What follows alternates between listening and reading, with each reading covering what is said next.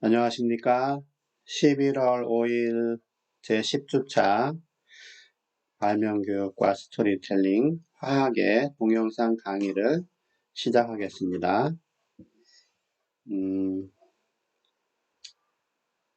먼저 우리 파워포인트 내용을 하기 전에 엊그제 뉴스에서 제가 들은 거하고 또 지난주에 뉴스에 나왔던 화학 관련된 용어를 두 가지만 설명을 하고 시작을 할게요. 지난번에 독감 백신을 맞고 일주일 이내에 사망한 사람들이 이제 많다 하는 소식이 나오면서 하루 만에 죽은 고등학생 얘기가 또 나왔죠. 그런데 그 학생이 독감 때문에 죽은 건지 다른 요인 때문에 죽은 건지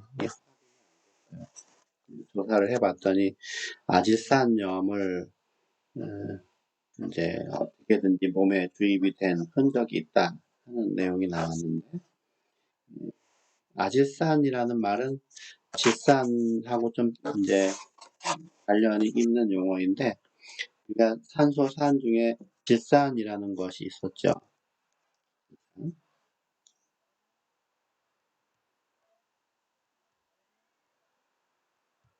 질산이 이제 HNO3이고, 여기서 이제 H가 다른 걸로 바뀌면 역시 이 NO3라고 하는 이 부분은 질산이란 이름에서 변화가 없어요. 이거는 질산 나트륨, 이때는 질산 소듐 또는 질산 나트륨 이렇게 되는데, 요 산소산 중에 기본적으로 질산이라는 화학식의 산소의 개수가 하나 줄어들었다는 얘기는 HNO2라고 하는 거겠죠. 우리가 지금 하나 줄었습니다. 기본에 비해서 하나 줄은 거예요. 그럴 때 우리는 아자를 붙여요. 얘는 아질산이다. 그래서 몸에서 검출된 화학 성분이 얘라는 겁니다. 그러면 얘는 아질산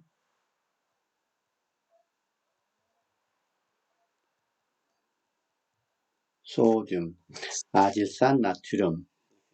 아주 독극물은 아니지만 적당히 이제 어느 정도 섭취하면 사망에 이를 수 있는 위험한 물질인 거는 맞는 것 같아요.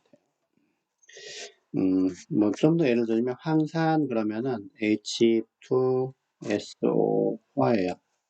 그러면 H2SO3는 뭐가 될까요? 암황산이 되겠죠.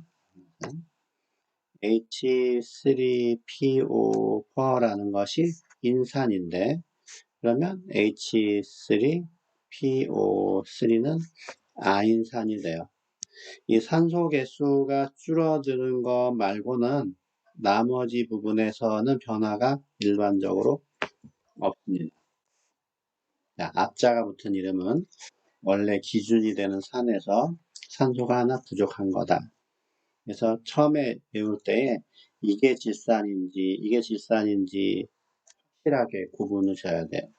그래서 기본으로 산소산들이 있는 거죠. 두 번째 이제 용어는 뉴스에서 문재인 대통령이 어디 국제 어떤 관련해서 발표를 하는데, 탄소 중립을 실현하면서 지키면서 뭐 하여튼 뭐 경제 발전을 하겠다 뭐 그런 얘기가 나왔는데, 뭐 이전부터 나와 있던 용어이긴 하겠지만 탄소 중립이라고는 이제 나는 별로 들어본 적이 없어갖고 검색을 해봤는데, 우리가 이제 경제 발전을 하고 사람들이 살아가려면 에너지가 꼭 필요하죠. 이 에너지가 없으면 뭐 하루도 살 수가 없는데, 에너지의 거의 대부분이 어디서 오느냐? 태양에서 오는 거예요. 태양. 그 중에 상당량이 화석연료죠. 화석연료. 태양에서 오지 않는 게 이제 지열발전소. 뭐 풍력, 이것 넓게 보면 태양에서 오는 건데, 하여튼 우리가 가장 많이 사용하고 있는 그 에너지가 물론 핵 같은 게 이제 태양에서 오지 않는 거죠. 이런 것 등등이 있는데, 예전부터 써왔던 것이 석유나 석탄이나 천연가스 뭐 이런 건데, 뭐 풍력, 뭐 조력은 이제 태양도 있고 예, 만유인력 때문이기도 한데, 탄소 중립 얘기를 하려면 이 화석 연료를 우리가 이용해서 에너지를 얻는다. 화석 연료는 주로 이제 C와 H로 돼 있는데, 얘네들을 우리가 태우잖아요. 얘네들을 태우면은 전부 CO2와 H2O로 돼요. 우리가 집에서 이제 주방에서 밥이나 반찬 요리를 할 때도 이제 메탄 가스를 이제 연소시키는데, 그때 이제 CO2와 H2O가 되는데, H2O는 뭐 수증기로 나가서 별로 우리 몸에 해로운 걸 끼치지는 않고, CO2도 그렇게 해롭지는 않은데, CO2가 뭐가 문제냐 하면, 지구가 이렇게 있으면 CO2가 공기 중으로 가서 적당히 이렇게 공기의 상층부에 머무르게 돼요. 그러면 태양에서 오는 빛을 지구가 받았다가 지구가 더워지면서 이제 이 복사열을 방출하는데, 복사열이 이 이산화탄소의 그 층에서 갇혀갖고 더 멀리 나가서 냉각이 되지를 않고 지구가 적당히 따뜻해지는, 이산화탄소가 없을 때보다 따뜻해지는 효과를 가져옵니다. 그건 이제 온실 효과라고 하는데, 이 온실 효과에 대한 정확한 그 원리나 그 규모나 크기 같은 게 아직 밝혀지지는 않았는데, 그냥 지구의 연평균 기온이 올라가고 있는 건 사실인 것 같아요. 극지방의 얼음이 자꾸 줄어드는 거 보면. 세계 여러 나라 사람들의 학자들이 또는 그 정상들이 모여서 회의를 할 때, 이 CO2 배출을 억제하자, 가능하면 CO2를 배출하지 않도록 하자 하는 이제 어떤 약속을 하는 겁니다. 그래서 이 산업이나 어떤 경제 활동으로 CO2를 발생하면 그만큼의 CO2를 억제할 수 있는, 뭐 소비할 수 있는 나무나 숲을 뭐 가꾸든지, 아니면 그게 여의치 않으면 CO2를 억제하는 데에다가 기금을 내도록 하자. 결과적으로 CO2의 발생이 제로가 되도록 하자 하는 그 용어가 탄소 중립이에요. 뭐 우리나라 그 대통령이 탄소 중립을 확실하게 지키겠다고 약속을 하면서 막 그 뭐라고 하나 발표를 했는데, 실제로 이게 이제 지켜질지는 의문입니다. 우리나라는 에너지를 다른 나라에 뭐 비해서 상당히 많이 사용하고 있는 나라인데, 거기에 또 숲이 그렇게 많지는 않고, 그리고 기금을 뭐 내는 수밖에 없는데, 돈이 그렇게 될지 모르겠어요. 그 질산이라고 하는 용어, 질산에서 산소가 하나 적은 화합물이다 하는 거하고, 아질산 소듐이 어떤 역할을 하나, 몸에 얼마나 해로운가 하는 것들은 검색하면 다 나옵니다. 두 번째는 탄소 중립이라는 얘기를 했습니다. 지난 시간에 우리가 어디까지 했냐면 여기까지 했어요. 기체 법칙까지 했는데,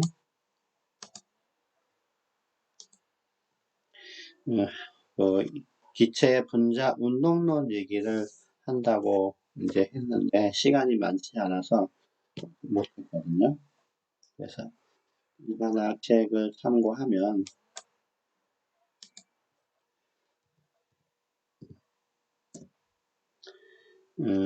기체 분자 운동 이론이라고 하는 어떤 그 단원인데 몇 가지 이렇게 설명이 쭉 결론들이 쭉 가정을 한 거와 결론이 나와 있는데 우리는 맨 마지막 줄에 있는 이 내용을 가지고 조금 더 설명을 할 겁니다. 기체의 운동 에너지, 평균 운동 에너지는 켈빈 온도에, 기체의 켈빈 온도에 비례한다 하는 거예요. 기체의 평균 운동 에너지. 우리가 에너지를 E라고 쓰면 운동 에너지는 뭐에 비례하느냐? 절대 온도에 비례한다. 상수를 도입하면 등식으로 만들 수 있다 그랬죠. 그 비례 상수가 실험에 의하면 2분의 3 R이라는 게 알려졌어요. 2분의 3 R. 이 상수는 모든 기체에 대해서 역시 동일한 값입니다.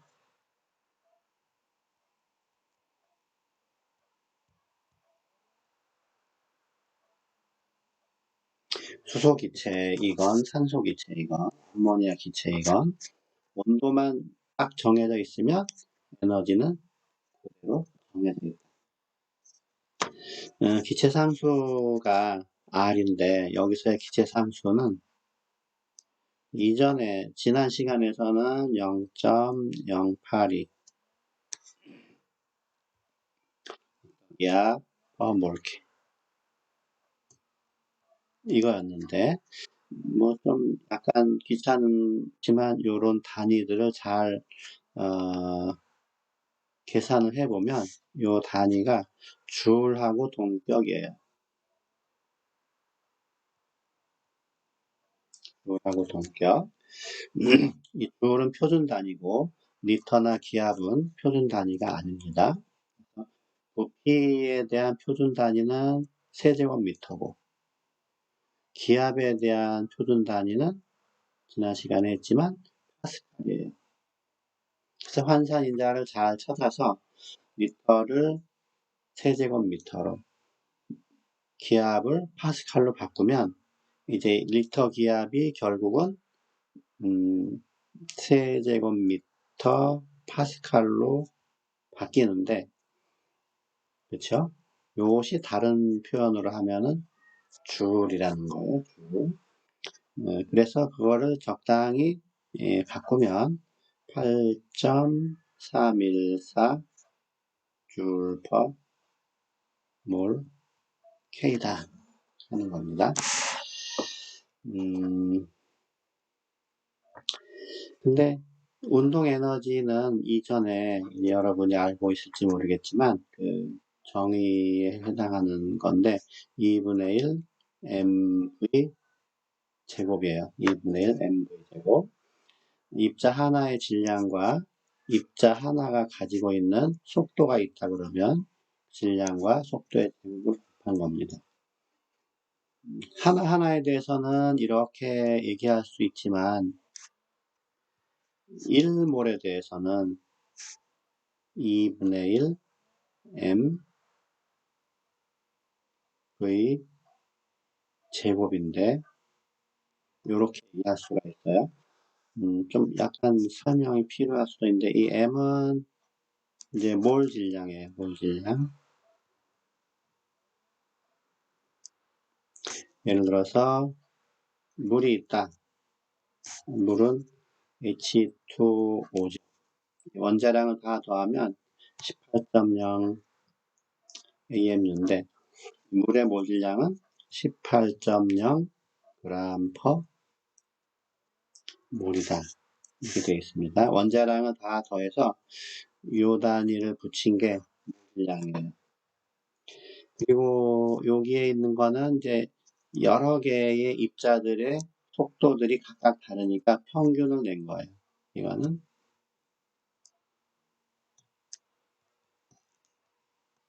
평균 속도다. 뭐 벡터 얘기를 이제 하게 되면 평균이 단순히 평균되면 0이 나오기 때문에 제곱을 해서 평균하고 다시 제곱근을 취하는 과정을 하는데 그런 복잡한 설명은 그냥 생략을 하고 그냥 말해서 평균 속도다. 그 책에서의 표시는 URMS라는 그 기호를 쓰는데, 그냥 이건 자세한 건 생략을 하고 그냥 평균을 나타낸다. 이렇게 그냥 알아두세요. 그래서 이제 이 운동 에너지가 운동론에서 이렇게 표시가 돼요. 운동 에너지의 정의를 생각하면 이렇게 표시가 되니까 2분의 1 m v 바의 제곱은 2분의 3 rt라고 하는 이제 운동 에너지의 정의와 운동론의 결과를 연결을 하면 이렇게 되는데, 분모 2는 약분을 할 수가 있고, 그 다음엔 뭐 약분 될 게 없죠. 그렇죠? 그래서 이제 U나 V의 제곱에 대해서 정리하면 M분의 3Rt가 된다. 그러므로 평균이죠, 평균. V 바는 루트 M분의 3Rt다. 이렇게 되는 건데, 보통 이제 속도의 표준 단위가 미터 퍼 세컨드, 초당 미터예요. 그렇게 나오기 위해서는 여기 있는 RTM을 다 표준 단위로 바꿔야 되는데, 주의할 거는 R은 0.082가 아니라 8.31 또는 314 단위까지 다 쓰면 이렇게 돼요. T는 반드시 절대 온도로 해야 되겠죠. 섭씨에다가 273을 더해야 됩니다. 중요한 것 중에 하나가 이제 이 분자량인데, 분자량도 표준 단위로 써야 돼요. 그래서 요 물에 대한 게 요 값이지만, 물에 대한 거는 표준 단위가 g이 아니고 킬로그램이니까 0.018 킬로그램 퍼 물 K. 나머지 입자들이나 나머지 온도에 대해서도 이 V에 대한 계산을 하게 된다면 M분의 3RT를 쓰게 되는데, 반드시 요런 거를 참고로 해서 거기에 해당하는 값을 찾아서 하면 평균 속도가 계산이 된다.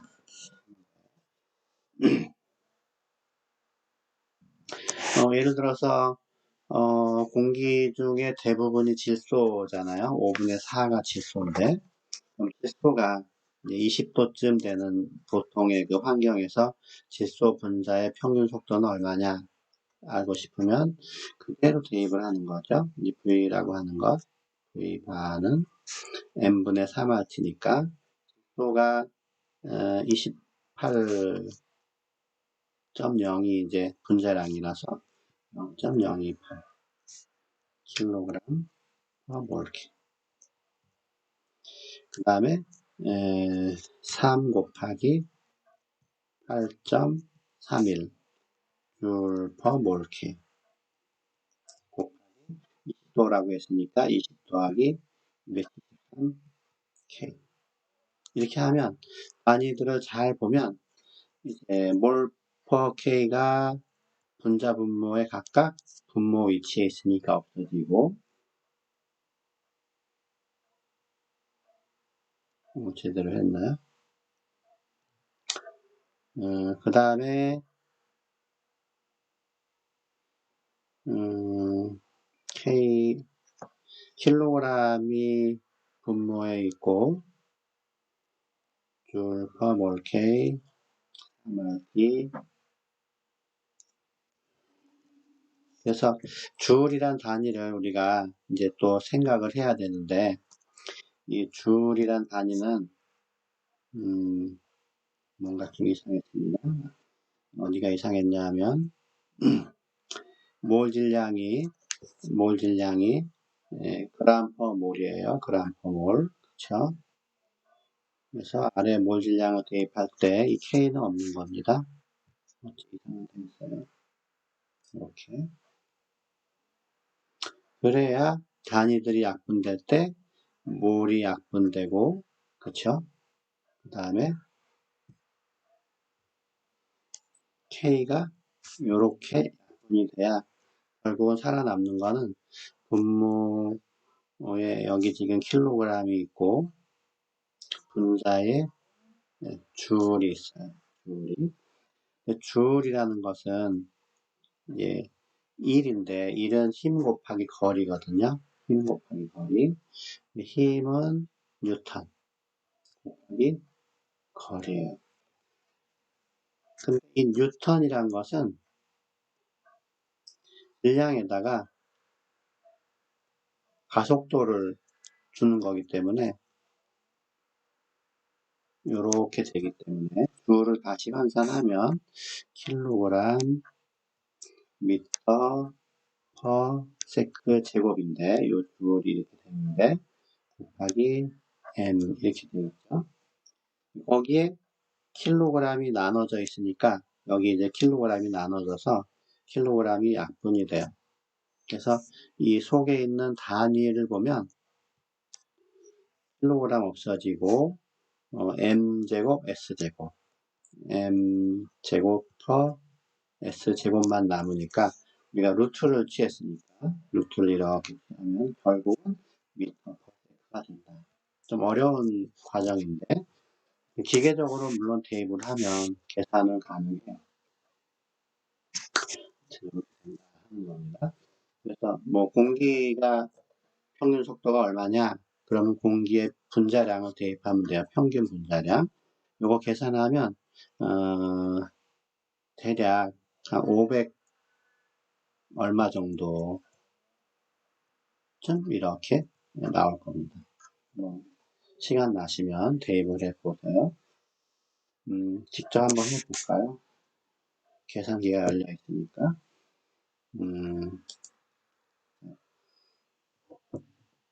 루트를 하고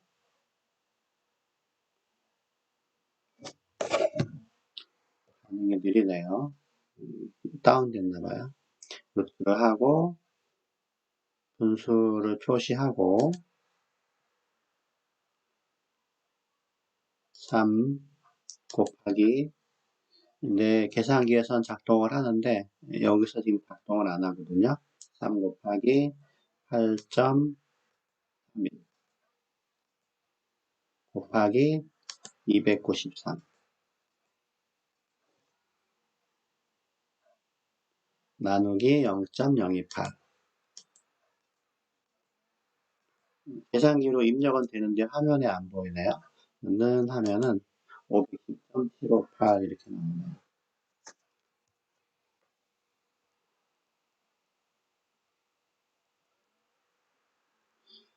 소리의 속도가 340, 1초에 340인데 어느 정도 크기가 100단위까지 나온다 하는 점에는 뭐 이상이 없는데 이게 왜 화면이 또 안 나오는지 모르겠네요. 아까 확인을 해봤었는데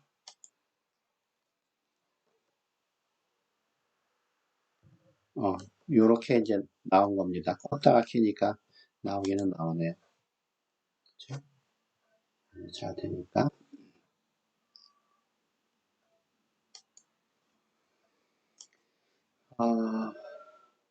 그게 이제 그 책에서는 그런 내용들이 쭉 이제 있는데 평균 속도 내는 좀 복잡한 과정이 나와 있고 여기 보면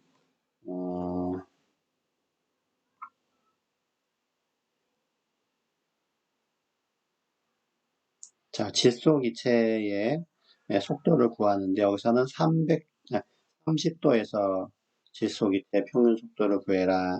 다른 거는 다 똑같은데 여기가 좀 다르죠. 아까는 293이었는데 10도가 높았습니다. 조금 더 크게 나왔어요. 온도가 높았으니까.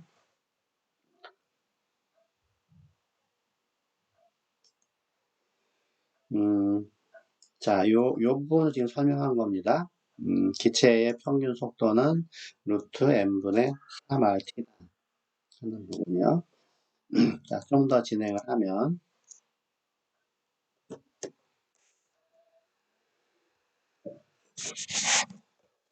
두 가지 기체를 생각할 거예요.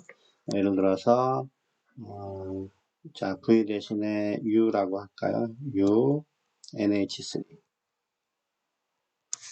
그러면 루트 m분의 3rt니까 m, NH3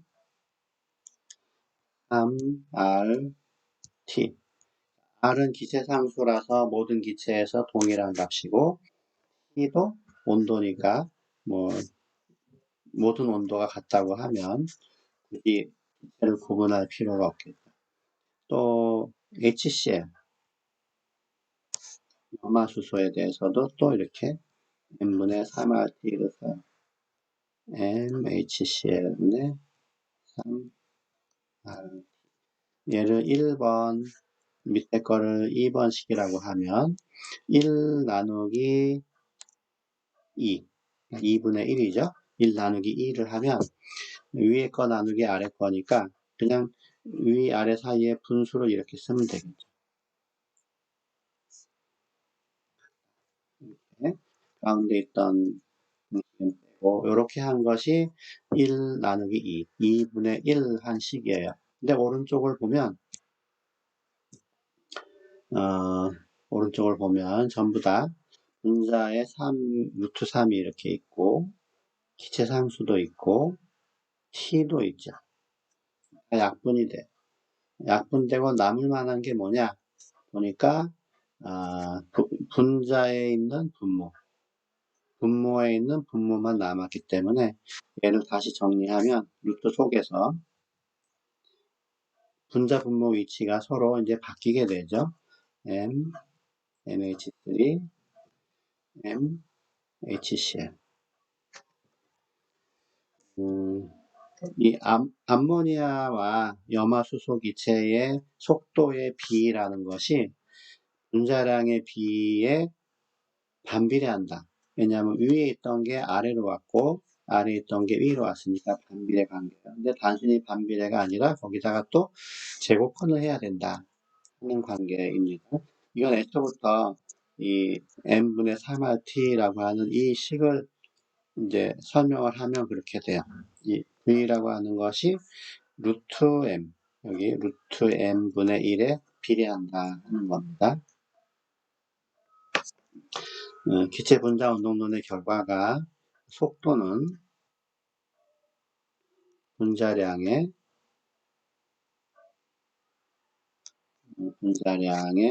제곱근에 반비례한다 하는 거고 요거를 서로 다른 두 기체에 대해서 적용을 하면 이렇게 표시된다.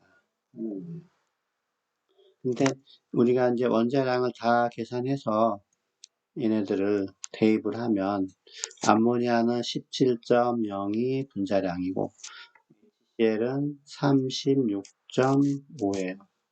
물론 이 단위가 그람으로 표시됐지만 킬로그램으로 둘 다 고쳐도 똑같은 비가 나오겠죠. 약분이 되는 상황이니까 얘가 한 2 정도 되니까 2.1 정도 되니까 약 1.414 정도쯤 나옵니다.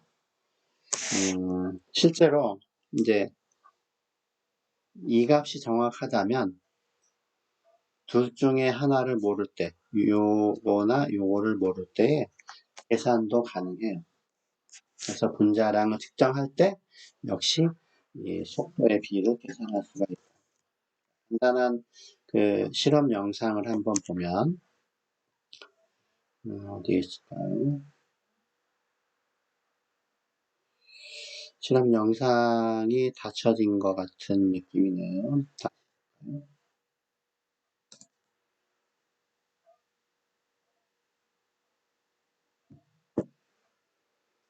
자, 좀 돌아가 있지만 그래도 이게 잘 보입니다. 자, 이렇게 있는데 지금 여기 써지지 이쪽에는 암모니아, 진한 암모니아 솜에다가 묻혀서 마개에다 막은 거고, 이 아래쪽에는 진한 염산을 솜에다가 묻혀서 막고 동시에 틀어 막아서 기다리는 거예요. 그럼 여기서 이제 암모니아 기체가 쭉 이동을 하고, 여기서는 HCl 기체가 쭉 이동을 하는데, 암모니아가 빠르니까 이쪽 어딘가에서 만날 겁니다. 이건 실험이 약간 좀 오차가 있는데 여기쯤에서 만나요. 여러분이 잘 보면 여기서야 뭐 아직까지는 안 만났으니까 변화가 없지만 계속 전진을 시켜보면 요게 이제 막 흔적이 보이는 겁니다. 좀 보이시나요? 자, 여기가 지금 구름처럼 약간 띠가 생겼죠. 더 가면 이제 진해지지만 좀 퍼져서 보기에는 안 좋을 수도 있는데 이렇게 나타나요. 이거는 실험이 굉장히 이상적으로 잘 나온 겁니다. 그 모양은 거리는 잘 안 맞을 것 같은데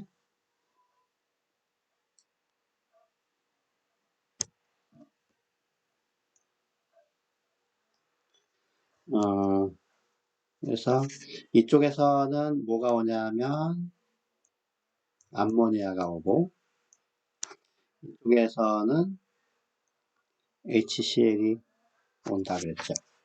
이 HCl과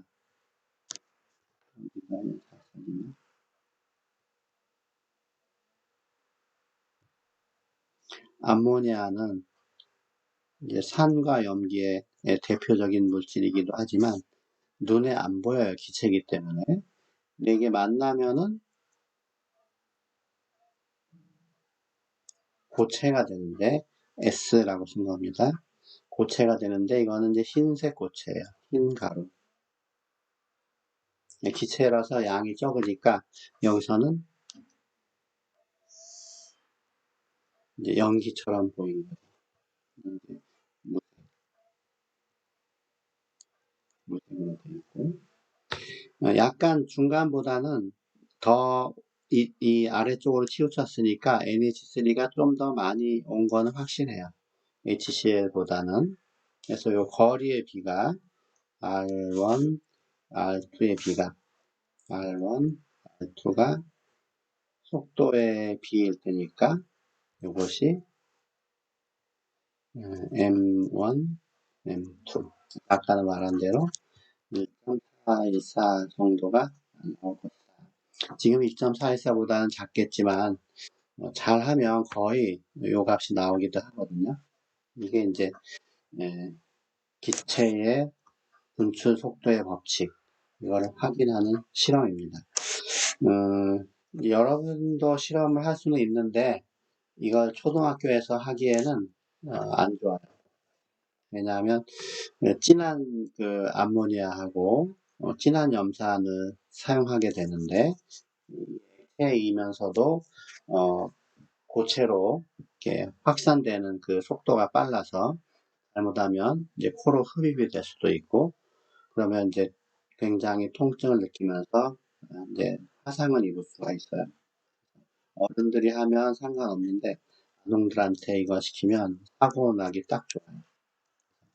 뭐, 없고 시범만 보이면은 그건 가능하긴 한데 내용이 어려워서 그럴 일은 별로 없겠죠. 중학생이면은 가능하기도 하겠네요. 이런 내용이 기체 분자 운동론에서 나오는 또 속도의 법 실험입니다. 두 가지 하여튼 요 정도 기체에 대해서는 이 정도만 해도 될 것 같아요. 이 정도 하면 될 것 같고 그 다음에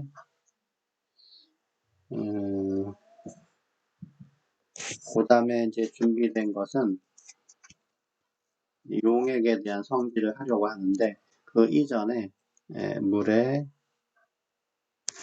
주제가 상평형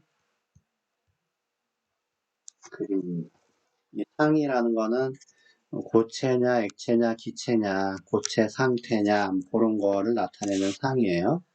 고체, 기체가 평형을 이루는 어떤 그림, 온도와 압력 곡선입니다. 온도와 압력이 주어지면 어떤 온도와 압력에서 고체, 액체, 기체가 평형을 이루느냐 그걸 나타내고 있는데 고체, 액체, 기체는 어느 정도 여러분이 알고 있으니까 자세한 설명은 생략을 하고 고체에서 액체로, 액체에서 기체로 아니면 고체에서 한 번에 기체로 거꾸로 이제 기체가 액체가 되고 액체가 고체가 되거나 기체가 한 번에 고체가 되는 이런 여섯 가지의 그 현상들이 있는데 그럴 때마다 부르는 이름들이 좀 있어서 그것도 먼저 설명을 할 텐데 책에 보면 어디쯤에 있냐면 550페이지 근처에 있으니까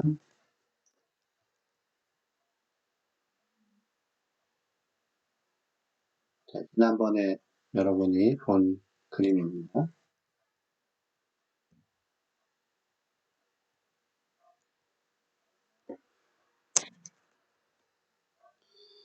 이 화면은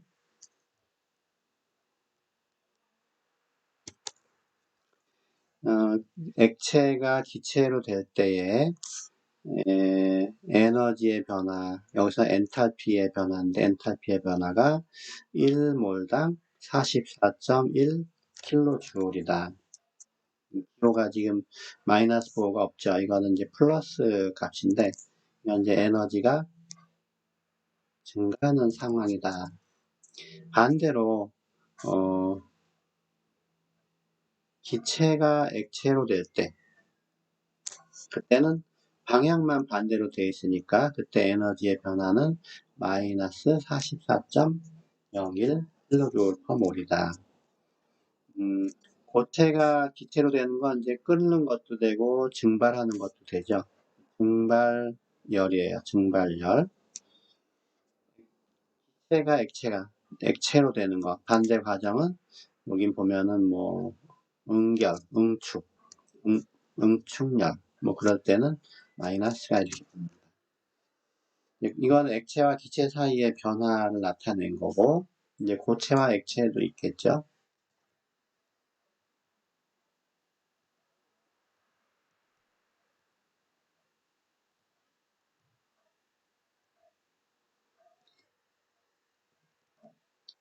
이게 이제 고체와 액체 사이의 그 변화에 대한 거니까 이제 고체가 액체로 되는 거, 얼음이 녹는 거죠. 그때 에너지의 변화는 6.0 플러스 다시 액체가 어는 거, 고체가 되는 거는 방향만 반대니까 마이너스. 요거는 이제 융해, 녹는다는 얘기고 얘는 프리징 해서 언다는 얘기예요. 녹을 때가 에너지가 증가하는 거고 얼을 때는 에너지가 감소하는 거예요. 이런 그림을 이제 이해를 해야 되는데 그림이 뒤에 나오는데 자, 일단 여기 먼저 봅시다.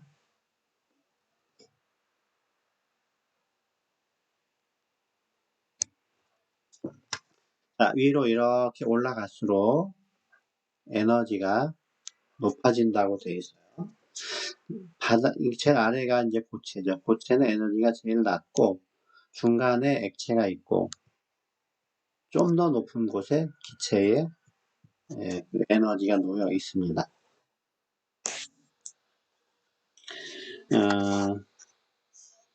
우리가 이제 녹는다고 할 때 이렇게 그럼 얘는 H2O 고체가 H2O 가 되는 거죠.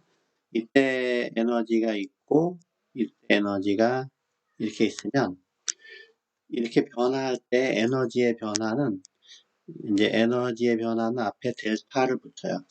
대문자 델타 E라고 하고 항상 델타는 나중에 거 빼기 처음에 거예요.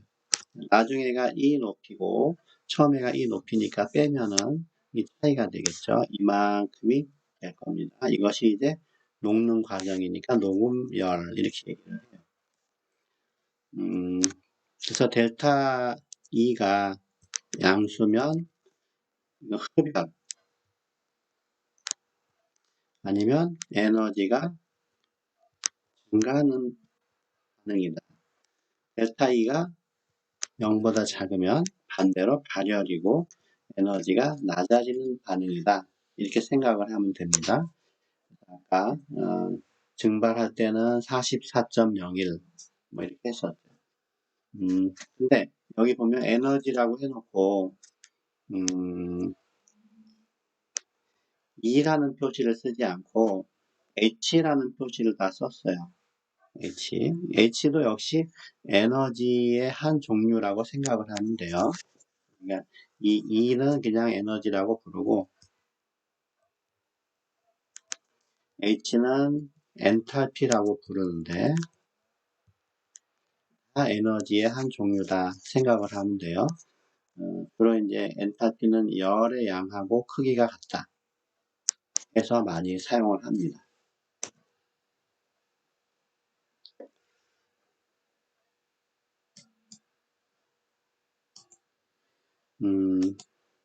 이 상평형 그림을 제대로 들어가지를 못했는데 그거를 하기 전에 이 상평형 그림을 하기 전에 먼저 배워야 될 것이 평형 증기압이라는 건데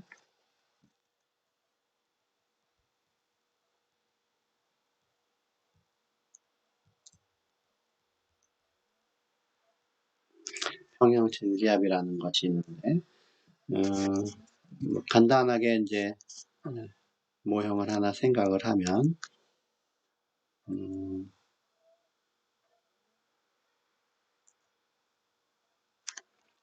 이 막에다가 이제 관을 달아서 압력을 측정할 수 있게 이 내부의 압력을 측정할 수 있게 압력계를 이렇게 달았다고 생각을 해요. 그리고 여기 또 100가지를 달고 코크를 달아서 열었다 닫았다 할 수 있는데 처음에 이제 물을 적당량 채우고 진공 펌프로 공기를 순식간에 다 빼고 마개를 딱 막아요. 그럼 여기가 뭐가 되느냐? 진공 상태가 되죠. 이때 압력은 0을 나타내요. 압력이 아무것도 없으니까. 그리고 가만히 놔두면 이제 진공이니까 이 수증기가 막 이렇게 공기 중으로 이 위쪽 빈 진공인 영역으로 증발을 하죠.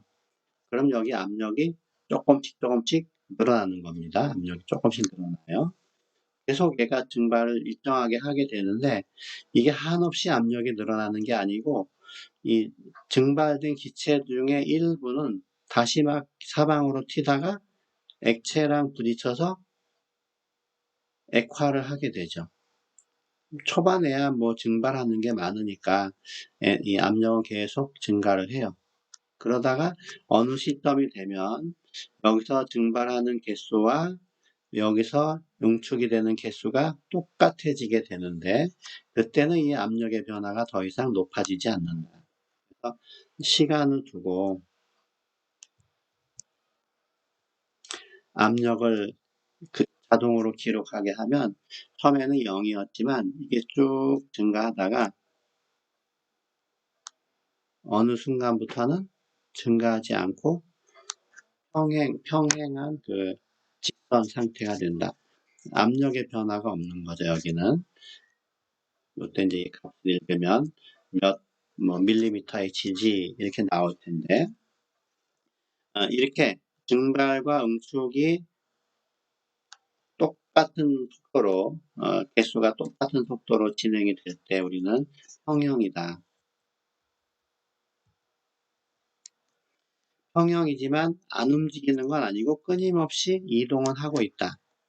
우리는 동적 평형이다 얘기를 해요. 그때 이제 압력을 측정을 해요. 동적 평형이 됐을 때 그 압력을 측정해서 익힌 값을 우린 뭐라고 하느냐? 평형 증기압이라고 한다. 물이 이제 물끼리 잡아당기는 힘이 좀 세니까 수소 결합 때문에 물은 그렇게 증발하는 그 증발하려는 경향이 세지는 않아요. 근데 만약에 에탄올을 여기다 놓고 실험을 했다. 그럼 에탄올은 금방 증발하는 거 우리가 주사 맞을 때 확인을 하잖아요. 그래서 에탄올은 상대적으로 증발하려는 성질이 세서 평형이 됐을 때 압력을 재보면 더 높아요. 에탄올 같으면은 훨씬 더 빨리 이렇게 높아지다가 이렇게 평형을 이루겠죠. 에탄올의 평형 증기압은 여기, 물의 평형 증기압은 여기. 크기의 차이가 있습니다. 다른 물질 가지고 하면은 또 다른 압력이 나올 겁니다. 근데 이것만 있는 게 아니고 이제 이 증기압이라는 이 값은 온도에 상당히 민감해요. 그래서 보통 우리가 이렇게 살아가는 25도 전후로 물의 증기압을 재면 별로 안 높은데 한 7, 80도 되면은 이제 운동하는 그 에너지가 크기 때문에 증기압도 커지거든요. 그래서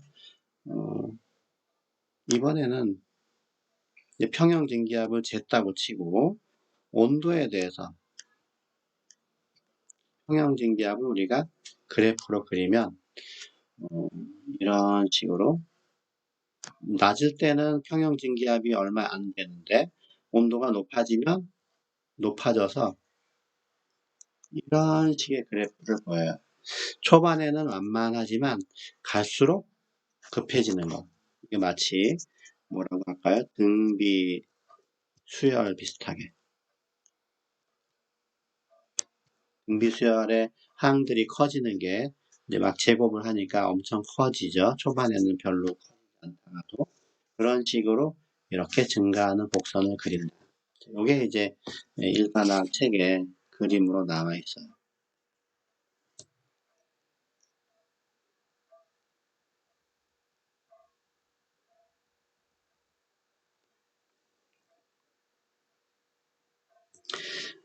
여기가 지금 평형 증기압이란 뜻이에요. 평형 증기압.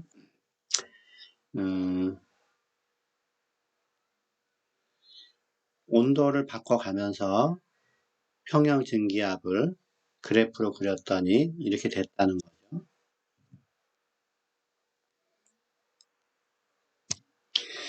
아까 보여준 게 이 그림이에요. 물 가지고 이제 예를 들었으니까 물에 대한 평형 증기압 곡선이 이런 식으로 초반에는 별로 그 압력이 상당히 낮은 상태로 변하지 않는 것처럼 보이다가 온도가 올라갈수록 점점 같은 20도씩 변한다고 하더라도 급격하게 변하는 거죠. 이 압력이 대기압하고 같아지면 이제 101.3 킬로파스칼이 1기압이니까 대기압에 해당하는 요 값과 같아질 때에 이 만나는 요 점에서의 온도, 요게 이제 끓는 온도가 되는 겁니다. 물은 100도에서 끓고 에탄올은 78도에서 끓고 헤르라고 하는 건 한 35도에서 끓고 이런 식으로 힐렌 글라이콜은 걸쭉한 그 부동액인데 얘는 아직 잘려서 알 수가 없죠. 이 정도 한 200도쯤에서 끓고 이렇게 되는 겁니다. 이 평형 증기압 곡선이라는 거는 중요한 의미를 가지고 있는데 이 곡선이 이렇게 있잖아요. 어떤 온도와 압력이 주어지면 온도와 압력이 딱 주어지면 이 액체와 기체가 증발과 응축이 똑같아지는 상황이기 때문에 평형 액체와 기체가 동시에 존재하는 거예요. 그런데 이 영역보다 조금 더 압력이 높아지면 이쪽에 그 온도와 압력이라고 하면 쉽게 얘기해서 여기 이제 피스톤이 있는 장치에 물이 있고 기체가 있어서 평형이 돼 있다고 합시다. 평형이 돼 있는데 그게 이제 이 온도와 압력이에요. 근데 여기다 뭔가 툴을 넣어서 압력을 높였어요. 이만큼. 그러면 압력이 높아졌으니까 이 온도에서 평형이 아니고 더 높은 압력이니까 평형을 유지하려고 이 기체가 자꾸 액체로 이렇게 일부가 바뀌어요. 그러면 기체의 분자수가 작아져서 압력이 낮아져서 이 일이 오게 될 텐데 이 추를 올려놨기 때문에 압력이 낮아져도 계속 얘는 밀어서 이 압력을 유지하는 거예요. 그러면 기체는 자꾸 액체로 되는데 압력이 낮아지질 않으니까 계속해서 액체로 바뀝니다. 이 영역이 되면은 기체는 하나도 없는 거예요. 여기는 액체만 존재한다. 반대로 낮은 온도에서는 기체만 존재하는 영역이 된다. 이제 이 그림을 더 온도를 좌우로 연장을 하고 압력을 밑에는 필요 없으니까 위쪽으로 연장을 해서 그리면 어떻게 되느냐? 가로축이 온도, 세로축이 압력. 액체 가지고 이제 기체하고 평형을 이루니까 0도 근처에서는 더 아래쪽으로 잘 안 내려가겠죠? 그림이 이렇게 올라가는 거예요. 기하급수적으로 이렇게. 여기는 액체가 존재하는 영역, 여기는 기체만 존재하는 영역. 이 선상에서는 액체와 기체가 동시에 존재하는 영역. 더 압력을 낮추다 보면 액체가 아니라 얼어버리죠. 고체가 돼요. 더 낮은 온도에서는 고체가 되고 고체가 이제 기체하고 평형을 이루게 되는데 그 곡선이 이렇게 추가로 그려지는 건데 이렇게 위에 이제 기체예요. 이것도 기체. 고체하고 액체도 역시 평형을 이루는 온도와 압력이 있는데 연장을 하면 이렇게 되는 겁니다. 그래서 아까 일기압이 이제 어디 있다고 하면 일기압이 여기쯤이라고 하면 101kPa 되면 수평선을 그었을 때 액체와 기체가 공존하는 이 온도가 끓는 온도, 물이면은 100도, 에탄올이면 78도. 고체와 액체가 평형을 이루는 이것이 이제 온도가 어느 온도가 되겠죠? 이 프리징. 여기가 이제 0도가 되는 거예요. 이건 약간 과장을 해서 그런데 요 0도 근처에 세 갈래 길이 여기쯤에 있어요. 여기쯤에.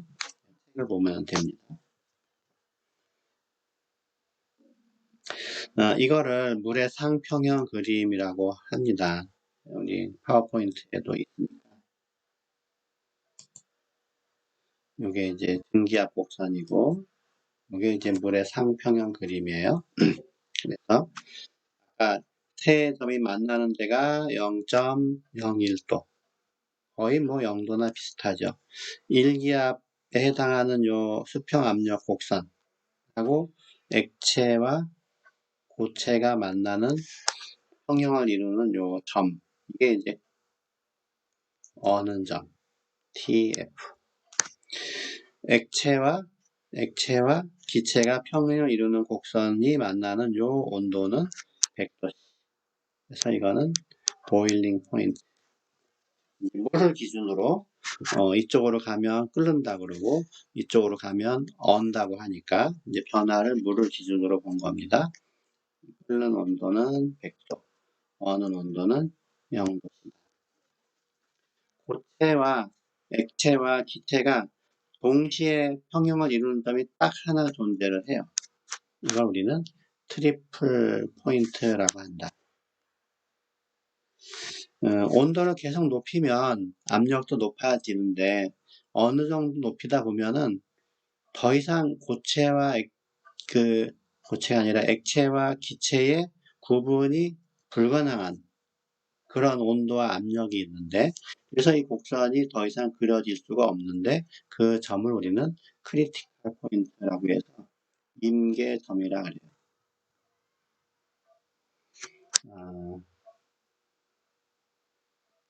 374도씨 22기압이 여기에 해당이 됩니다. 이거보다 더 온도가 높거나 압력이 높으면, 워낙 이게 이제 압력이 높으니까 기체라고 해도 밀도가 커져서 액체와 비슷해 보이기도 하고, 액체이지만 밀도가 큰 기체처럼 보이기도 하고, 하여튼 액체와 기체의 구분이 안 가는 그런 상태가 된다. 넘어서는 이 상태는 초임계 상태라고 그래요. 초임계 상태. 반면에 고체와 액체가 평형을 이루는 이 선은 계속 실험할 수 있는 범위 내에서는 계속 뻗어가요.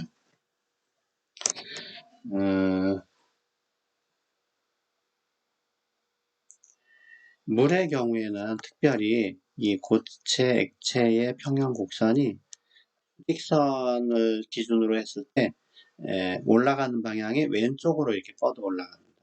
물의 경우는. 다른 물질들은 대체로 이쪽으로 평형 곡선이 존재해요. 오른쪽으로. 이게 물이 좀 특이한 성질이에요.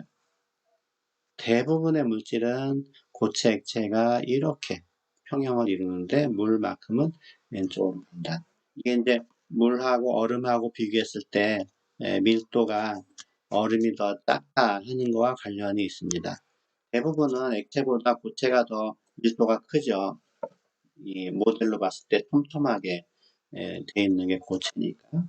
근데 얼음만큼은 분자 모델로 이렇게 보면 액체가 좀 더 밀접하게 원자들이 놓여 있고 분자나 원자들이, 고체가 되면 엉성하게 놓여 있어요.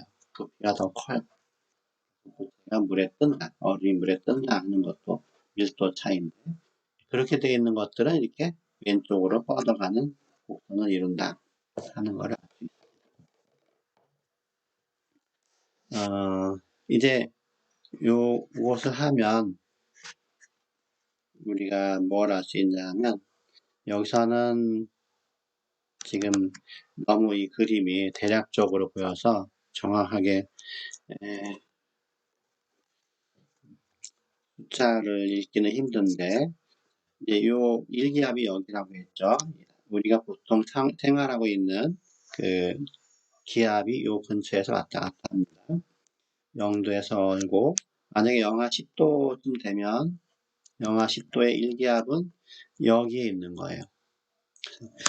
우리가 살고 있는 기압에서 영하 10도가 되면은 H2O라고 하는 거는 전부 요 영역, 얼음으로 존재한다. 그 압력을 유지한 채로 온도를 쭉 높이게 되면 이제 이런 과정을 거치면서 변하는 거예요. 이런 과정을 거치면서 온도가 높아지다가 여기서 약간의 시차가 있어요. 왜냐하면 상태가 다르기 때문에.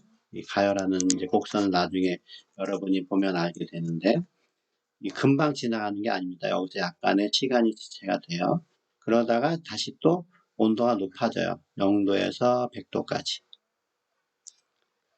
100도가 되면은 또 약간 이제 온도가 안 변하고 가만히 있다가 액체가 전부 기체로 돼야 그 다음에 또 온도가 110도, 120도 이런 식으로. 이게 이제 물의 가열 곡선 설명을 이제 하려고 하는 건데, 우리 책을 보면 그거까지 설명을 해야 다음하고 잘 이해하실 텐데.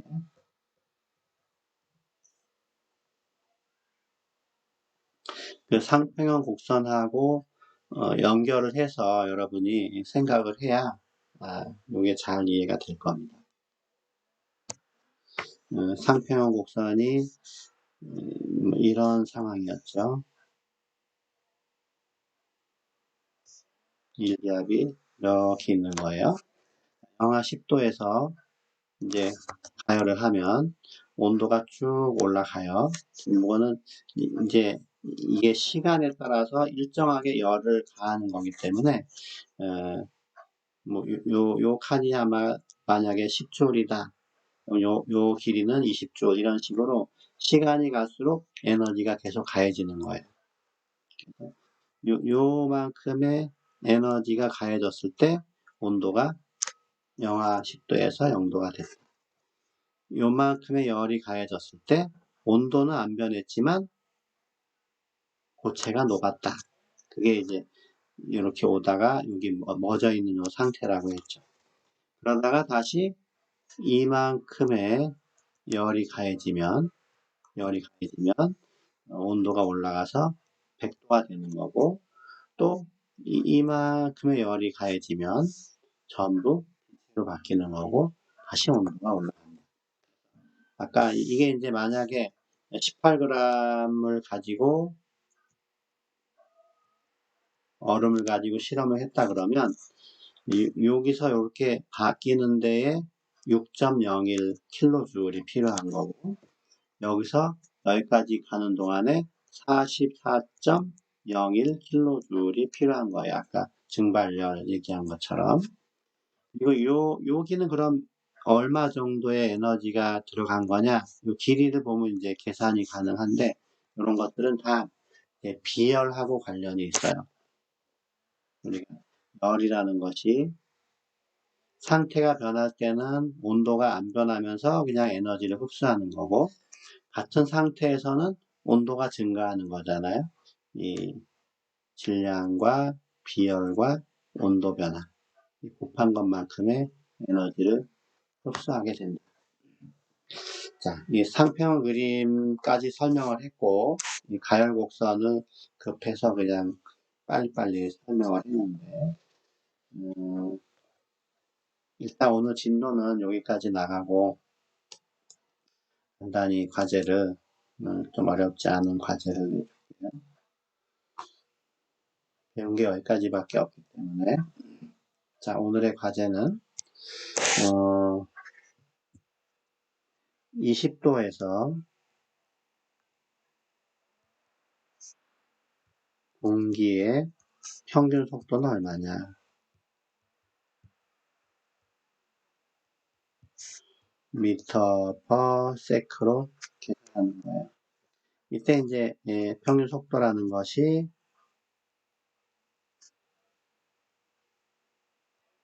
m분의 3rt였는데 20도 절대 온도로 바꿔서 대입하고 r은 8.314라고 했고 m은 킬로그램 단위로 1몰의 질량을 계산하면 돼요. 공기는 질소와 산소로 있다고 가정을 하는 거예요. 4대 1의 비율로 존재한다. 15%, 80%, 20%. 얘의 분자량은 28이고 산소의 분자량은 32.0입니다. 뭐 1대1로 있으면 딱 중간인 30이 되겠지만 4대1이니까 28이 여기 있고 32가 여기 있으면 아마 4대1이니까 5등분을 해서 너무 친절하게 알려주는 것 같기도 하고 1대1이면 딱 중간이겠지만 4대1이니까 5등분을 해서 이쪽이 4, 이쪽이 1이 되는 이 점이 평균 분자량이에요. 이 분자량을 여기다가 대입을 하면 됩니다. 자, 얘는 이제 대신에 g이지만 대입할 때는 킬로그램으로 바꿔서 대입하면 돼요. 평균 계산한 다음에 아니면 살짝 바꿔서 계산하면 뭐 계산기로 계산하면 될 테니까 500 얼마쯤 나올 거예요. 오늘 강의는 여기까지 하겠습니다. 수고하셨습니다.